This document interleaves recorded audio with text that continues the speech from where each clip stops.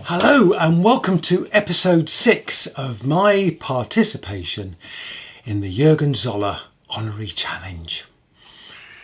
Now then, yes, I haven't got my t-shirt on. I'm afraid it's in the wash.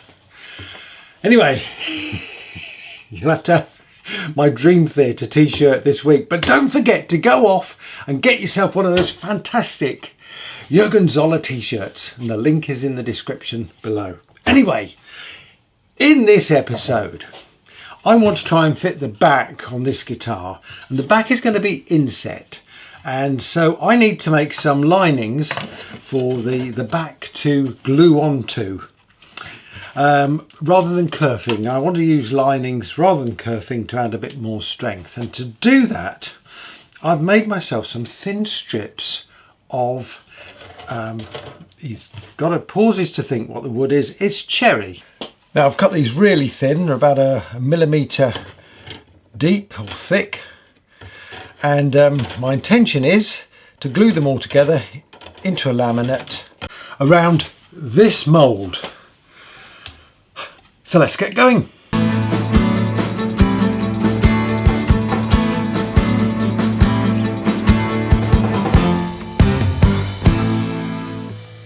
Before I do anything, I'm going to rub some wax round this, I call it a mould, it's a former, isn't it? So that the glue hopefully won't stick to it. So it would be a bit embarrassing if I've got fantastic linings but they're stuck to the former. Okay. Now, in actual fact, somebody suggested to me that what I should have done is, when I was trying to bend the sides, is actually bend them as a laminate, thin pieces of laminate, and to be honest with you, that would have worked better. But anyway, we're going to do the linings that way. For now, I'm only interested in the linings for the back, because the top will just sit on top of this, so I want to do something slightly different for that. But let's see if we can get these done. So the idea basically is I'm going to put some glue on these strips and then basically mould them round. Now I need to go in from this side. I need to get this shape and take it round as far as I can there. But I might need to make some more pieces to go around that bit. Excuse me. Anyway, let's get going.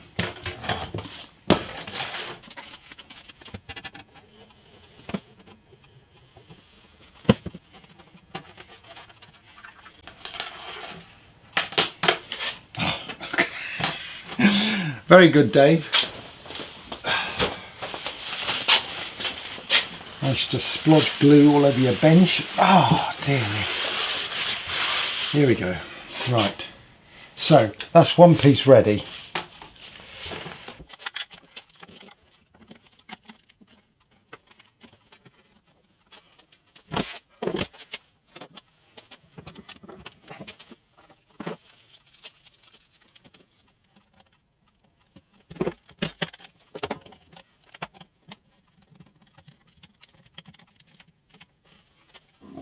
Right, in actual fact, because there's a block at the back of the guitar, I don't need the binding to go all the way round at the back there. So what I'm going to do is just adjust this clamp there so it's in that position.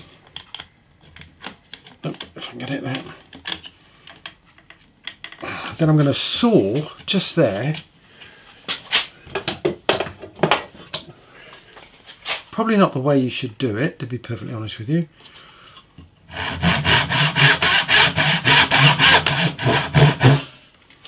But it's a way of doing it. Now I can take this one around from here.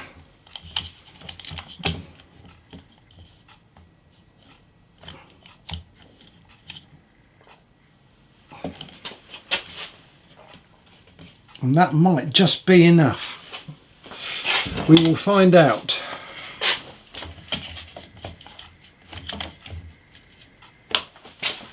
Well, that's all glued up, so I'm going to leave that to cure for a bit, and then we'll come back to it, see what we've got. I know some folks are a bit confused what I'm trying to achieve with this guitar. Fundamentally, I'm trying to create a hollow body electric bass guitar. And okay, so why on earth would you want to do that? Well, the first thing is it doesn't use as much wood. And to be honest with you, the wood that I've got left, if I'd made a solid guitar, I'd have had to make it either out of just the pure mahogany or probably the Zebrano, although I don't think I had enough of any of those just to make the solid body. Secondly, I wanted something that was lightweight, so I don't want it too heavy. Now it does need to be reasonably heavy, otherwise the neck will go off and we'll have neck dive. I also want to see if I can get any acoustic sound from this bass. Now that may seem a bit daft, but I don't know if you're like me. When I sit down to have a noodle with my electric guitars, mainly my 6 strings, I will more often than not sit there with them unplugged. And okay, you get a little bit of tone out of the guitars, and it's yeah, you can hear it, and it's certainly very good for practicing. But when I built the hollow body guitar last year, it was a revelation to me, because I've got an electric guitar which I can sit down and play, and I get a decent sound from it without it plugged in. Play you a little bit acoustically, because I was really pleased with the sound of this. So I'm just going to strum a few chords and pick out a few notes.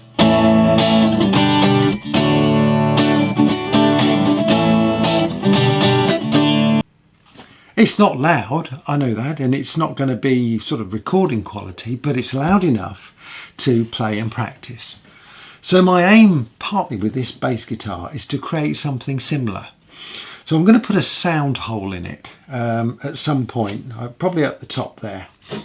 Now I know the top is going to be quite thick, but I have this theory that even though the top is thick, as long as there's nothing connecting the top to the back and there's no sort of real big block in the middle, there's a very good chance that I'm going to get a tone from it. It doesn't need to be loud, but just a bit louder than a normal bass guitar unplugged would sound. So, they're my reasons for this design. Onto the back of this guitar. Now this is the ash that's going to form the back. It's approximately 6mm thick. In some places it's about 5.5mm. It will be shaped a little, I believe, once I get it on, but so it may go a little bit thinner than this. But the idea is that this is going to be inset into the back, which is not an easy thing to do. I've done it before, but it's not easy to do. And to just make it a little bit more complicated, I think I'd like to put some veneers in between the back and the ribs. So in between there. Now then, I've got this. I bought a set of about 12 pieces of veneer from a company, and if I can find the link I shall put it in the description below, because it was a nice selection of veneers and it wasn't too expensive.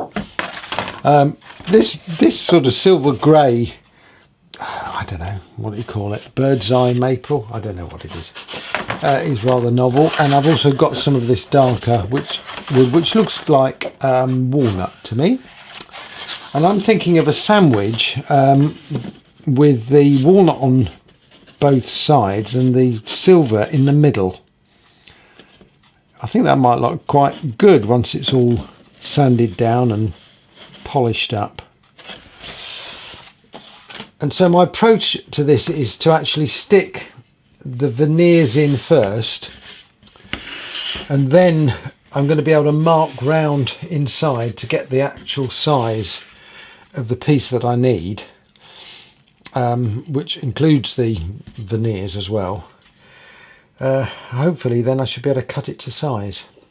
So without further ado, let's get these veneers cut, get this sanded down in the middle here, and stuck on.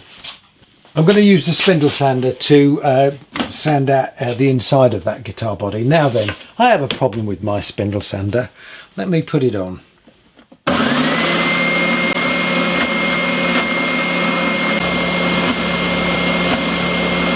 It continually jumps down, and it's as though there's a cog underneath it or something that's just missing, and it shunts down, and I suspect it's wear and tear inside.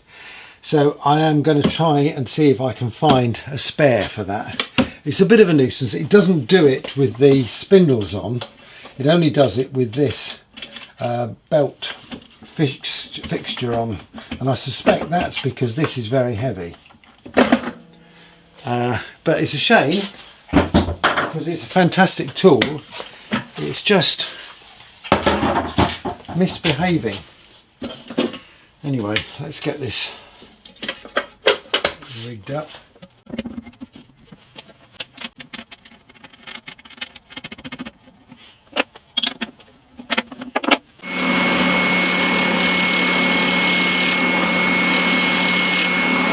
Okay, so the depth here is the 6mm, which is the depth of the back.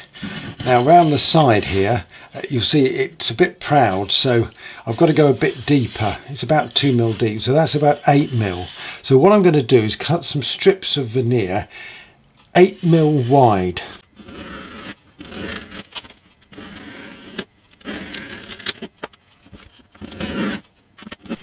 Right, now my plan with this, I hope you can see it, is that I run just the grey or the silver grey and the walnut across the mahogany.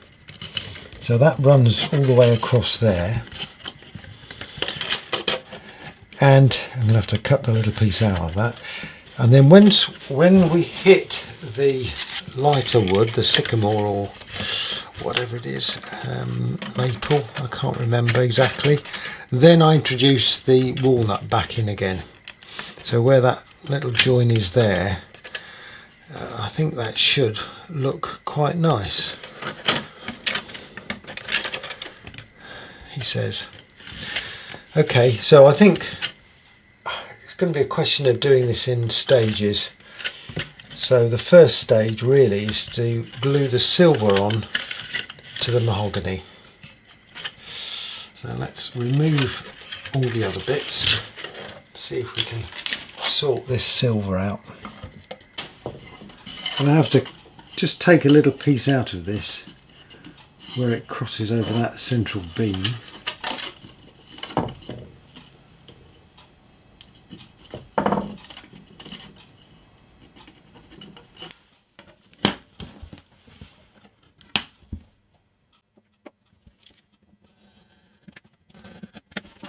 Ooh, tell you what, this is fun, isn't it? I mean, I've no idea what crazy idea I'm going to come up with next, to be honest with you.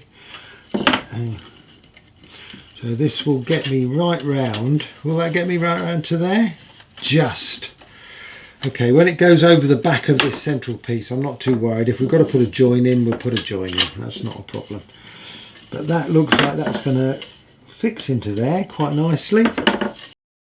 Well, the camera battery went flat halfway through that glue up, and I wasn't going to stop to change it, so I'm afraid you missed all of that, but no doubt you'll see some more later on in the build. But that's all stuck down.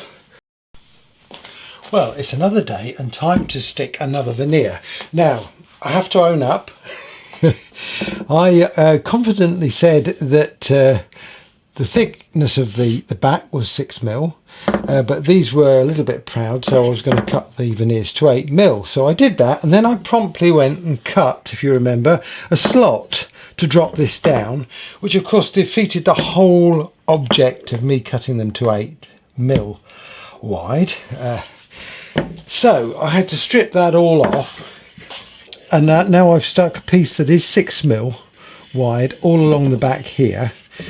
This is important because I need to put the linings just above it, you see. Oh dear, another Dave moment there. So I'm down at this corner, and I need to stick in the darker wood. So I'm going to stick this in underneath this grey wood. So let's get the length right first. Now in this case I can actually take it right round, I think, because although I'm gonna do something on this end, so I'll chop it there and then I can do something with that. Right, okay, let's get it marked up. As I say, I'm going to insert something there. I've not thought what it's going to be yet. But... Right, here we go. So that will go into there. In fact, I'm hoping I can just glue the two of them together now. That would be really good, wouldn't it? I was watching a gentleman last night who took apart a Triton type belts oscillating sander, and so I think I know how to take mine apart now, so I can have a look to see what the problem is with that thing jumping up and down. Okay.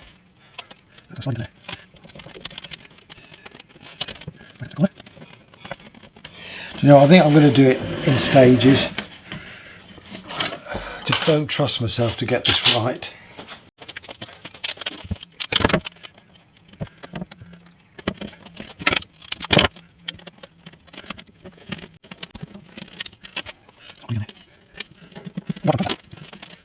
While that's curing, I'll just show you the linings that I've taken off the former, and they look pretty good. So I'm just going to sand those down a bit, but they're going to fit where they need to fit, and this is the bit I've done already, so that will fit there just about. So all that's done really nicely. Right, well, I've just taken delivery of the two pickups for this guitar, which oopsie daisy, dropping them, will be those single coil pickups that you find on a jazz bass. So that's really nice. I've got a nice black bridge to go with the black machine heads that I've already got, so that's sorted. I've also bought myself a black nut as well, just in case I have trouble making a nut, and got them all from my usual supplier, CH Guitar Parts in South Shields in the UK. Yeah, I always find they're really good. He has a good selection of reasonably priced components, and yeah, dispatches them really quick. So thank you very much, CH Guitars. Right, now I'm going to take my sander apart. This will also give me an opportunity just to clean this up a bit, because it gets a lot of use, and there must be a lot of dust in there, I would have thought. Right, let's pull it out.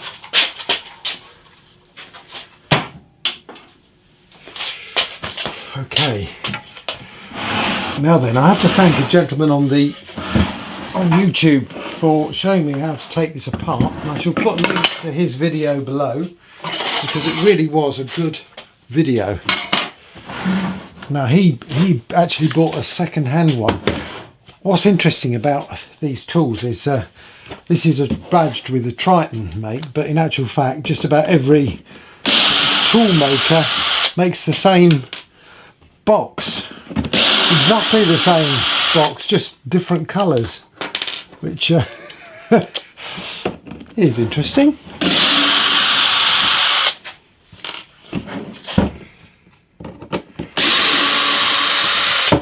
But the good thing about it is you can buy pretty much every component for this machine. I mean, in his video he replaces the motor, so yeah, good video.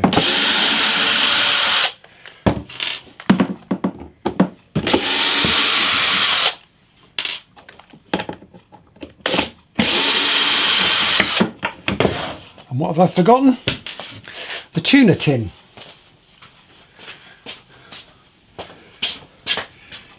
Never be without your tuner tin. Okay, that's all done. Apologies if I get in the way of the camera. I try to get up the best angle. I'll all seem to get in the way. One more screw. Whoops. Oh, so that's where it went. Right. So that's the backup. So this is a DC motor, and that's a rectifying circuit there, and it's possible to buy a new one of those if you have any trouble with it. These are the bushes. Now I'm not going to touch that apart from just clean it up, because I don't think there's anything wrong with the motor on this machine. In fact, if I spin the spindle, yeah, it looks all right. It looks all right. What I want to do is get to the works just underneath the top there. So to do that, I need to take the motor out, and to do that, I need to remove some screws. It's easier to get the assembly out if you have it on its back with the spindle just off the edge of the bench. I would just stress, if you're dealing with this motor, it's a high voltage motor, so be really careful, and yeah, don't do anything silly. Make sure it's unplugged, obviously. I did film me undoing all the screws, but unfortunately I forgot to turn the camera on.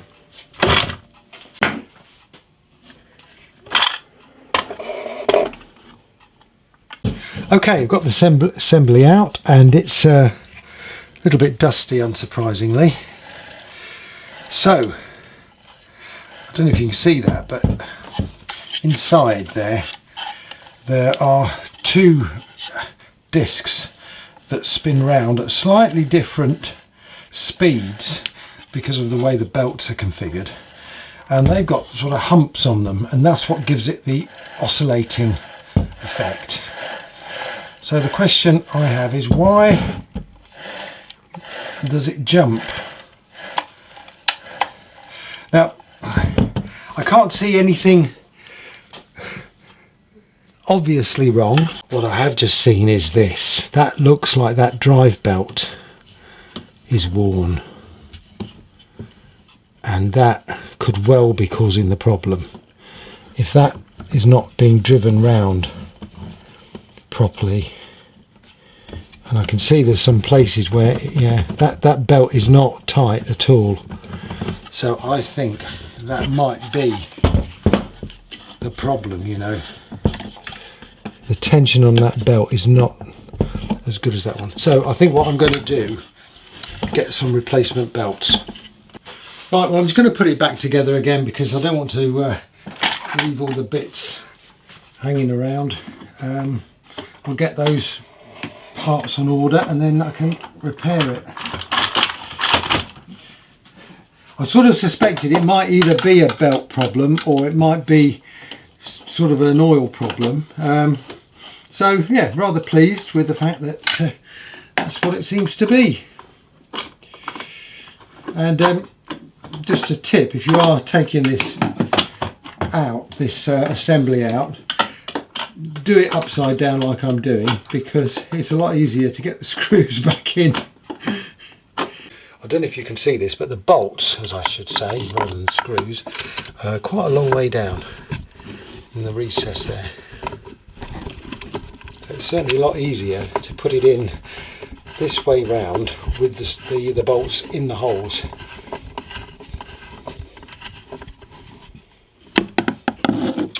Right, I'll finish doing this. I've actually got another little project I want to do while I'm waiting for this glue to dry. Been watching Tamar from 3x3 Customs build her new workshop bench. Absolutely fantastic bench.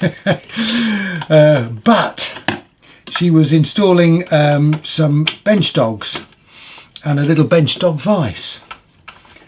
And a thought occurred to me that the way I've got my bench set up, I can do something similar. This is to hold pieces of wood while you're planing them. And yeah, I've got an idea using some old bolts and a vise. So I'll just get these screwed up and I'll show you what I'm going to do.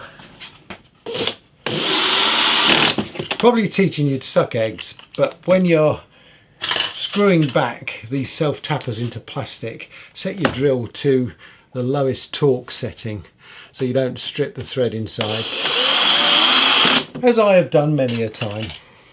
I'll just check it still works.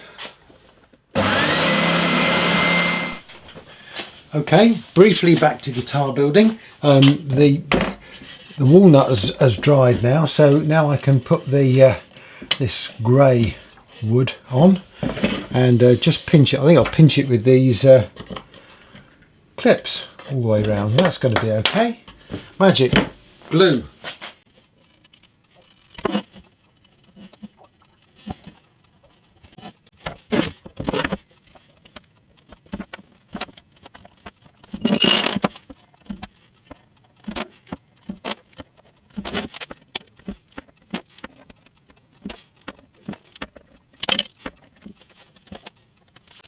Okay, while that glue is curing, let me show you what problem Tamar showed me how to resolve last night. So you've got a block of wood like this, and you need to hold it down because you want to plane it. And well, apart from gluing it, it's very difficult because it's just going to move. And what I've done in the past is I've actually stuck a clamp on one end, started at this end and then turned it round.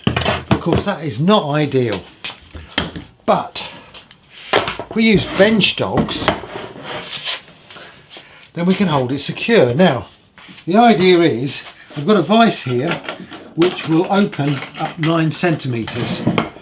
So what I'm going to do is drill a hole in this part of the vise here at the front here, and which will allow me to put a dog in there, and then I can butt that piece of wood up against that, and then all I need is a row of holes down my bench. Now then, I'm thinking to myself, what can I use as dogs? And then I remember this pot of old bolts which we found around the house, and I think some of these were found in the garden when we moved in. Now, unfortunately, none of the threads seem to be standard, and as you can see, they're pretty mucky. But it does occur to me that I might be able to use these to make some bench dogs. Now, the rounded top is no use. So, I've got some offcuts of the mahogany that I'm using to make this guitar, and it just occurs to me that if I make some little square blocks, drill a hole through the middle, drop these bolts through, they would make excellent dogs. Now obviously some of them I don't want them to be too high, I want them to be quite low. So what I can do in those cases is just sink the top of the bolt into the mahogany. Now the bolts I'm going to use are 8mm in diameter. So I'm going to find the centre here and drill myself an 8mm hole. And I'm going to go down right in the middle there, I think. Stage 1, which I thought I'd filmed, but I hadn't. But so I'll show you what I did. I've drilled an 8mm hole in this vise on the bit that moves. So that's the first part of this. I'm using these 8mm bolts as the dogs. So now I need to drill some holes on the bench. Now to do that, first of all, I'm going to mark where the centre is on the bench, and then get the measurement. Now I'm assuming that this bench is fairly square, which I believe it is, and that's 182mm. So I shall mark 182 here, and here. Now obviously I could go the whole length of the bench. I'm not going to do that just yet. Let's see if this thing works first. Now the movement of this vise is 9 centimetres. So I think what I'll do is drill a hole every 9 centimetres from the edge of this bench here. So I'm going to just mark them with little crosses. 15, 27, 36, 45, 54, 63, 63, 61, 62, 81, And do you want a 90? Obviously got to make holes in my bench, but it's all for a good cause.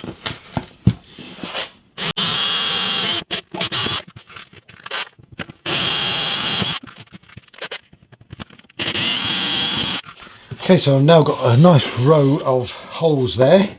I've just used a countersink bit just to take off the burrs at the top there, so that's good. So they'll go into there, and I can fit another one into here, so that's great. Now I've just found this offcut of rosewood, which is 12mm thick.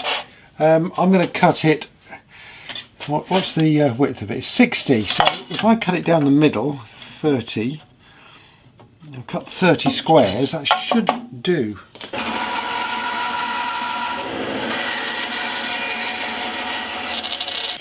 Now I'm using a 20mm diameter Forstner bit to do the countersink, and I've set the depth stop on this pillar drill. I can actually get it into the centre there. That would really help me. Okay.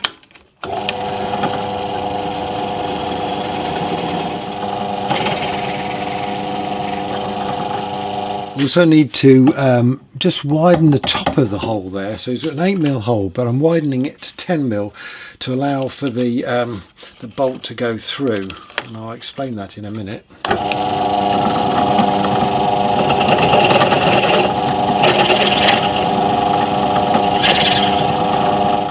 So this is what the finished piece looks like, and hopefully the camera will follow the focus. Should be able to push that into there, and that goes flush into the top. As you can see, it's not particularly central, but that actually doesn't matter. So this one can go in the vise like so. Push that up against there, push that one into there, do up the vise, and oh, take two.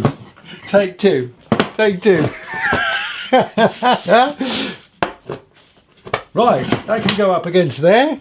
This one can go into the bench like so, and we do up the vise, and well, in the direction of travel, it's absolutely solid. Let's see if it works. Let's just get the plane set up.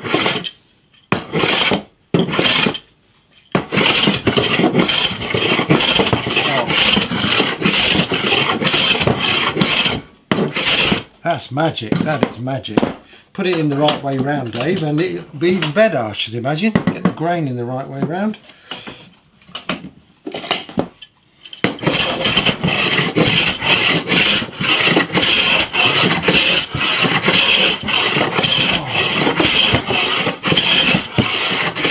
Doesn't it feel good to plane? Of course, if you've got a thinner piece of wood, you can always just use a hex bolt down in the slot there, really low, but it will act as a stop, just as effective as a bigger block.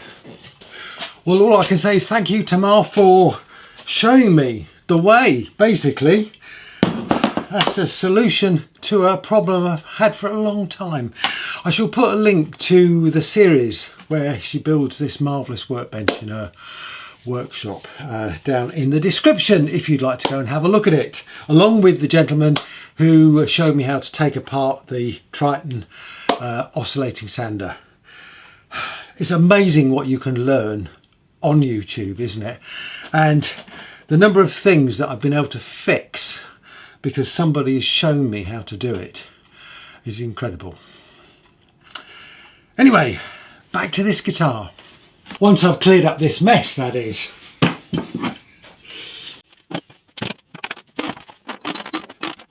Well, it's another day and another veneer. I stuck this a couple of days ago. So this is the grey piece. Whoops. going all the way round now.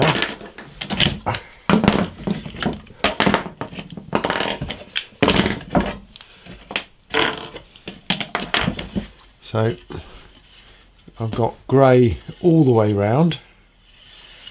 So now I just need to put the walnut all the way round. And here's a piece. So I need to start off in the corner here.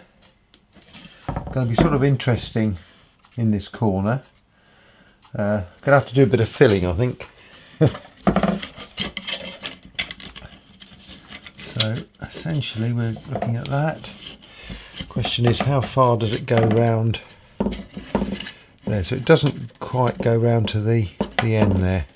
So we're going to have some joins in this. Hopefully they won't show really. But I think that's going to be okay. So I'll get some glue on it and stick it up. I didn't show all the glue up, but there it is, all clamped down, so I'm going to leave that to cure again. The replacement drive belts for the sander have arrived. Now I could only actually find one online supply that had them in stock, and I'll put a link to that supply down below. With postage it cost me about £17 for these bands. I think you can get them cheaper. I think I paid about £4.50 each for these things. But as I say, that was the only supplier I could find at the time. So now I've got all this off again. So what I need to do now is remove this top plate and slide that up. So let's get that off.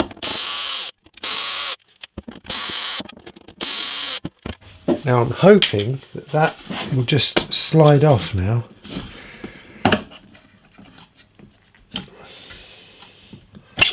Obviously got the spring underneath there, and that should give me access to those bands, shouldn't it? Those drive belts. So are they going to come off for me? Here's the question.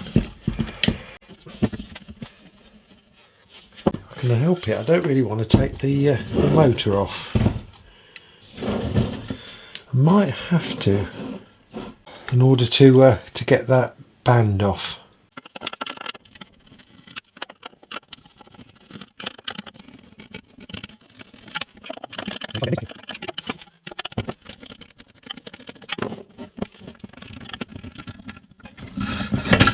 There we go. There's the motor. Okay, so now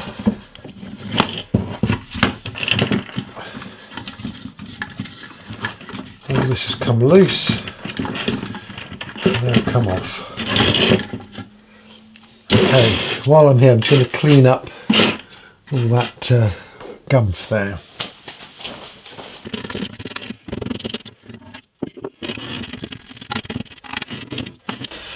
Okay, so there's the old bands, here are the new bands.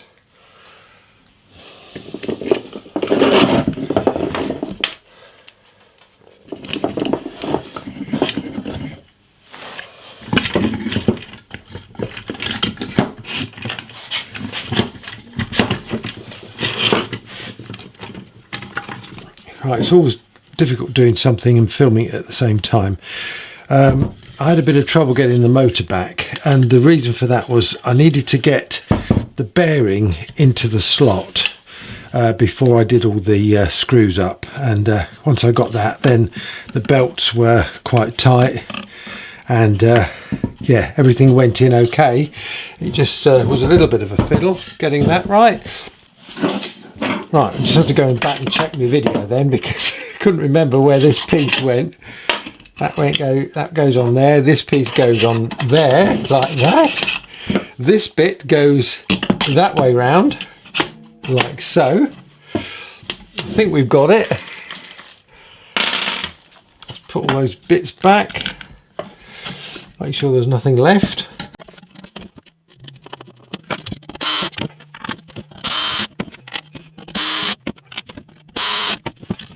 It's all moving round. That looks like we've got that right. Now, if you skipped ahead in this video and you're wondering what on earth he is doing, it may be a good idea just to whip back and have a look. But basically my sander was jumping, and I took it all apart. So in the first part of this video you can see me take it apart and hopefully identified the problem and hopefully now fixed it. So I'm going to put this all back on and we'll test it. Okay, this is the moment of truth. Just a quick tip: before you put all the back on, just check all the wires.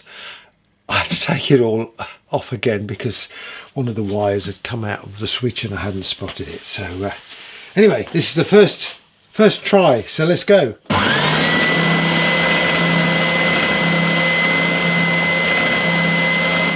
Well, no sign of jumping there, so whew, that looks like a good fix. Okay, back to the guitar. Now this is where the bench dog idea just keeps giving. Let me demonstrate. Look, I've got to hold this rather unusual shaped object here. So I've got my bench dog in the vise and that will butt up against there. But I've got no holes in places that are ideal to hold this. So what I've come up with is this. I've got two dogs in a piece of wood. Stick that in, and then now anywhere along there is going to grip. Look at that.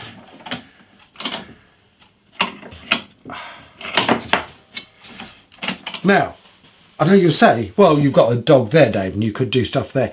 Absolutely. But using this sort of technique, you can come up with any shape you like. So if you've got a really unusual shaped object that you need to grip, yeah, just build yourself a little specialised dog and then you're in business. Anyway, I'm going to use this one. I'm going to just clamp that just like that, and this will enable me just to plane off these layers here of veneer. I've now put all 3 layers on, so it's looking quite nice.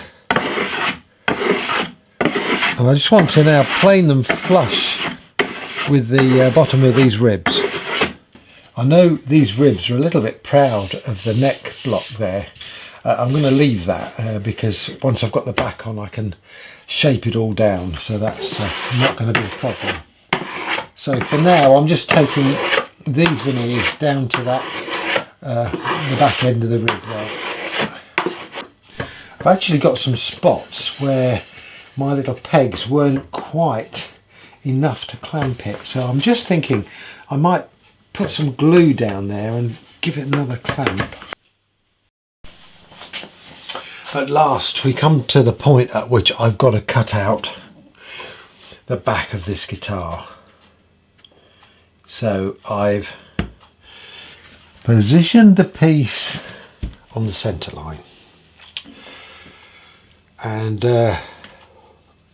I think what I'm going to do is move it towards the edge of the bench and clamp it so it's not going to move.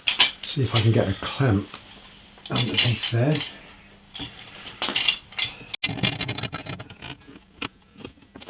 Okay, so that should hold that secure. Now then, it's a question of drawing a pencil line inside. And I want to be really careful with this because this is going to be really important.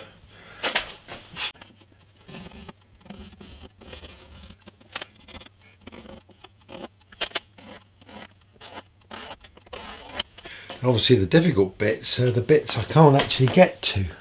I think what I'll do it with a sharp knife.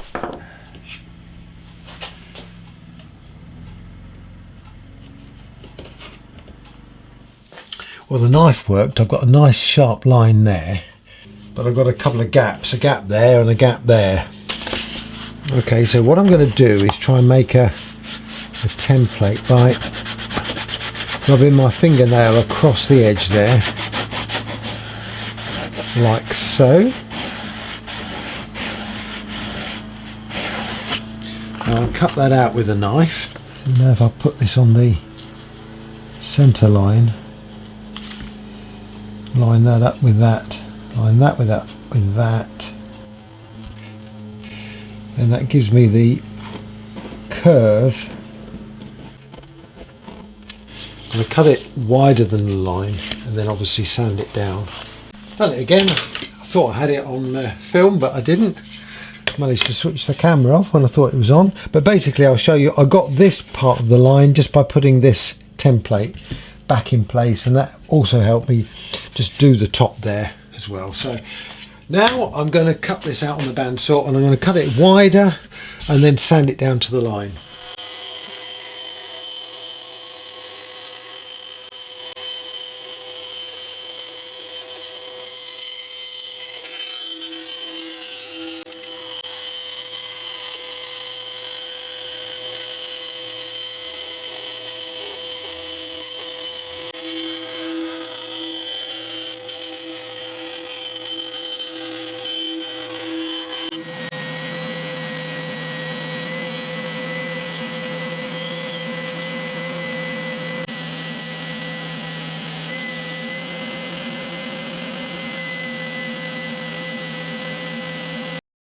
Well, ladies and gentlemen, after a lot of toing and froing to the sander and back, I got this back wedged in. Now, this is not a Scott at Bonehead perfect fit. And so there's going to be a little bit of dust and glue around this back. But it doesn't look too bad. And certainly looking at it from a little bit of a distance, you wouldn't know. But yeah, I'm really pleased with the way that's looking. So the next thing is really to glue this in. But to be perfectly honest with you, this video has gone on too long and I need to call it a day, I think, for this one. Obviously I've got the linings that I bent previously ready to go. I just need to put those in and get this glued in. I'll be doing that in the next video, and I'll be looking at putting the top on, and then we'll hopefully have a good nice body there to deal with. Now, one of the things before I go I'm aware of is I've got to get these potentiometers into the body. Now then, excuse me, trying to get them out. There we are. I'm using small potentiometers in the hope that I can poke them through the cavities where the pickups are going to go, because I don't want any plates on this guitar. Everything's got to go in either through the pickups or through the hole at the back there where the jack plug is. So if all else fails, I'm going to have to do a little bit of a bigger hole at the back there to poke these through. It's going to be an interesting thing to do at the end. I'm just going to have 2 volume controls, one for each of the pickups. I'm not going to bother with a tone control because I never use the thing, and a jack plug. So it's going to be fairly simple with the 2 pickups positioned roughly about there. This is all part of the fun to come. So I do hope you've stayed with this series. I haven't even started the neck yet. That's something I've got to get on with. But this body was, in my opinion, the most difficult bit of this project, and I think I'm getting there now, and I hope you can see how this is coming together. Anyway, thank you very much for watching. Thank you for all your comments again. I do appreciate them, and they are helping me do this build, so thank you very much. I'll be back soon. In the meantime, you stay safe. In the meantime, you stay safe, and I'll see you soon. Cheers.